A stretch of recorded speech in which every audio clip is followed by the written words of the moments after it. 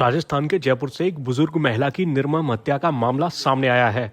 Police के मुताबिक एक युवक ने अपनी ताई के सिर पर हथौड़ा मारकर उनकी हत्या कर दी और इसके बाद मार्बल कटर से शव के टुकड़े कर उन्हें सुनसान जगह पर फेंक दिया। न्यूज एजेंसी पीटीआई के मुताबिक पुलिस अधिकारियों ने आरोपी युवक से पूछताछ के आधार पर बताया कि अपनी ताई की हत्या के बाद उनके शव के टुकड़े कर ठिकाने लगाने का विचार उसके मन में दिल्ली में हुई एक घटना यानी श्रद्धा वालकर केस के चलते आया।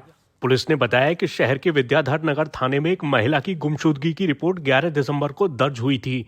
युवक अनुज शर्मा उर्फ अचिंत गोविंद दास ने रिपोर्ट दर्ज कराई थी कि उसकी ताई सरोज शर्मा घर से मंदिर जाने की बात कहकर निकली थी, जो अभी तक घर वापस नहीं आई।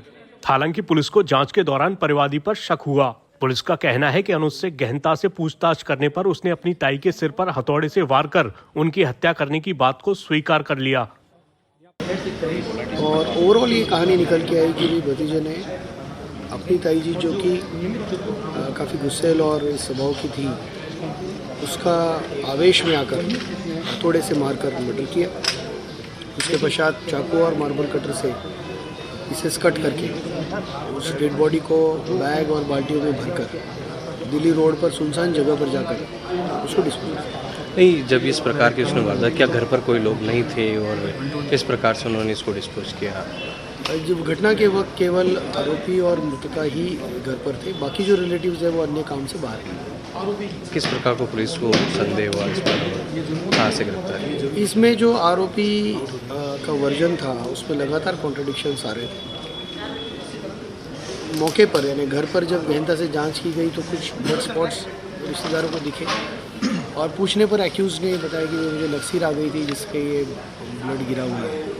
तो ओवरऑल एक तो इनकी कॉन्ट्रडिक्शंस और ये है, इन सबसे हमें लीड मिली और जिससे डिटेल इंट्रोगेशन इनको दस्तयाब करके किया गया और उसके पश्चात पूछताछ पर कुछ बताया कि क्या कारण था मारने का, क्यों करा?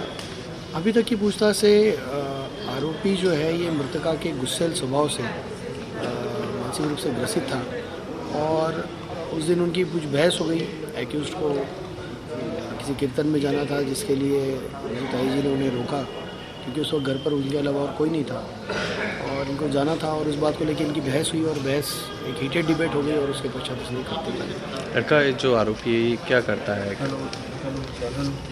आरोपी ने बीटेक किया हुआ है, प्राइवेट में जॉब की है और पिछले 7-8 सालों से ये फुल टाइम डिवोटी के रूप में हरे कृष्ण यूनिट से जुड़े हुए हैं और लगातार वहाँ पर अपनी सेवाएं दे रहे हैं। आरोपी अनुज शर्मा की गिरफ्तारी के बाद पुलिस को 20 दिसंबर तक उसकी रिमांड मिली है।